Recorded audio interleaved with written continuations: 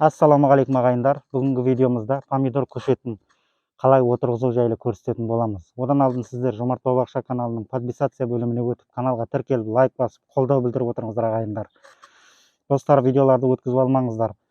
Келесі видеоларымызда, Алла қаласа, өткендегі видеоларымызда дайындап көрсеткен компост, органикалық тыңайтқыштар уже дайын болып қалды. Соларды енді жеміс ағаштарына қалай құю керек, қандай мөлшерде құю керек, солар жайлы көрсететін боламыздар. Видеоларды өткізіп алмаңыздар достар.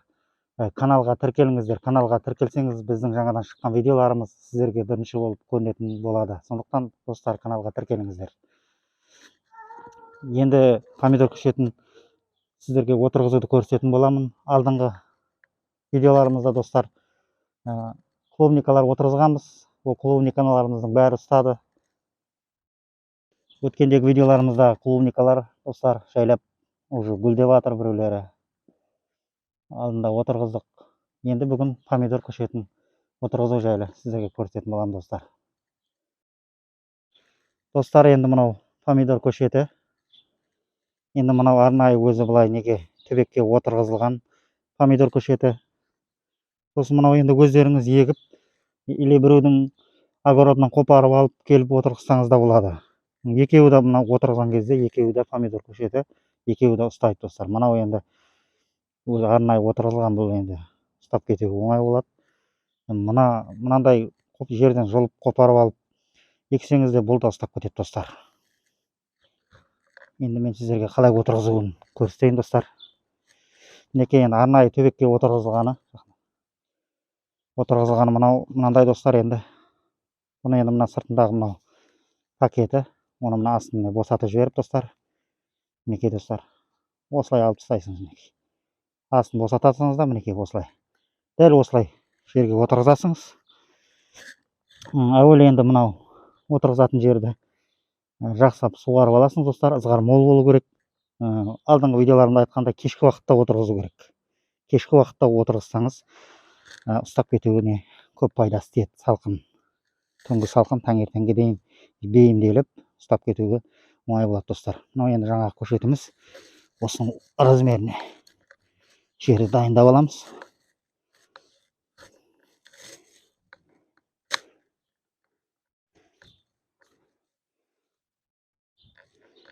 Осындай отырғызған кезде осындай инструмент болса жақсы болады, ыңғайлы. Мінекей достар, помидорды ішіне отырғыздық. Жан-жағын жақсылап көмеміз достар. Алдын ала суарып дайындап қойдық. Помидор жемісі де бұл ылғалды суды өте көп талап етеді, жақсы көретін жемістердің бірі. Мінекей. Енді екіншісі мынау. Енді өздеріңіз тұқымнан егіп жерден қопарып жұлып алған помидор болса, бұл да ұстап кете береді помидорлардың. Егер бұл помидорда достар, мән беріңіздер, мынандай ұзын центральный тамырлары болса, ортасында соның ұшын осылай қиып тастаған дұрыс. Достар, қопарып алған кезде өзі білінеді. Үлкендеу болып, жуандау болып келген центральный тамыры болса, соның ұшын қиып тастасаңыз достар, сосын ол мына отырғызғаннан кейін қапталға жан жаққа тамырлар шығарып жеміс беруіне пайдасы тиеді. Мол жеміс береді достар.